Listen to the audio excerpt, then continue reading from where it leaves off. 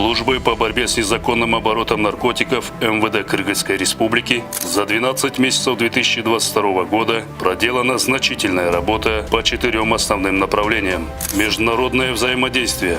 Во взаимодействии с правоохранительными органами зарубежных стран проведено 6 специальных операций по методу внешняя контролируемая поставка наркотических средств, в результате которых изъято 138 килограммов 533 граммов наркотических средств, психотропных веществ, прекурсоров и их аналогов. Правовое обеспечение. Постановлением Кабинета министров Кыргызской Республики от 10 августа 2022 года номером 445 утверждена антинаркотическая программа и план мероприятий по ее реализации на период с 2022 по 2026 годы. В целях установления надлежащего контроля за оборотом новых синтетических наркотиков и новых психоактивных веществ постановлением Кабинета министров Кыргызской Республики от 30 декабря 2022 года под номером 723 утверждена концепция внедрения национального механизма оповещения о появлении новых синтетических наркотиков и новых психоактивных веществ.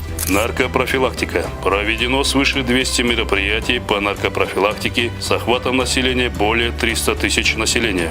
Выявление и раскрытие преступлений в сфере незаконного оборота наркотиков. Выявлено и ликвидировано 11 нарколабораторий.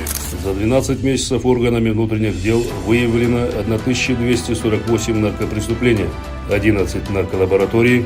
Из незаконного оборота изъято 6 тонн 852 килограмма 879 граммов наркотических средств, психотропных веществ и прекурсоров.